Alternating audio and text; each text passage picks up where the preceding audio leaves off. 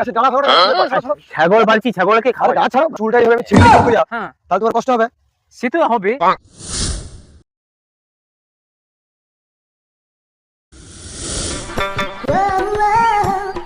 আরে কাকা কি করো গো? গাছের ডালা গাছ ছাড়ো গাছ মরে যাবে, গাছের ডালা ফাড়ো ছাড়ো। ছাগল পালছি, ছাগলকে আরে খাওয়াই। গাছ ছাড়ো গাছ মরে যাবে জি। ওই ডালপালা দুটা খাওয়াইবো আর কি ছাগলকে। তুমি ছাগল পালো বলে ও ছোট গাছের ডালপালা ভাঙটো, কি গাছে কি লাগে রে? গাছের কষ্ট ওঠেনি? কাই কি লাগে রে? আমি তো যে দেখতে গাছ পাই। তোমাকে অক্সিজেন দেয় তুমি বাঁচিয়ে আছো, সেই গাছের ছোট ডালা ভাঙটো। কাই কোনো ব্যথা তো লাগেনি, কাই দেখতে পাইনি।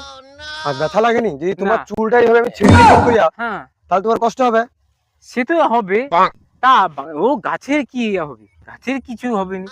তুমি যে নিঃশ্বাসটা নাও সেই গাছ থেকে তুমি অক্সিজেনটা পাওটো, তবে তুমি বাঁচে আছো। সেই গাছে যদি তুমি ডালা ভাঙো, মানুষের মতো বেঈমান কেউ নেই জানো তো।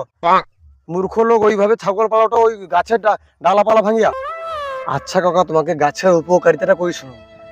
গাছ আছে বলে তুমি বাঁচে আছো, তোমাকে অক্সিজেন জন্য বাঁচিয়েছো তুমি। আর গাছের ডালাপালা তার জন্য ভাঙা উচিত নয়। সেই গাছ থেকে কাগজ তৈরি করিয়া সেই গাছের খবরি কাগজে বিজ্ঞাপন দেয় এটা গাছ লাগান প্রাণ বাঁচান।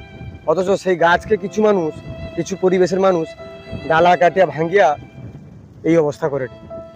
ও বাবু, আমি মূর্খ সূর্খ লোক গাছের ডালপালা নিয়ে ছাগলকে খাবাই, আর তাহলে আমি আর আগা ডাগা ভাঙবো নি।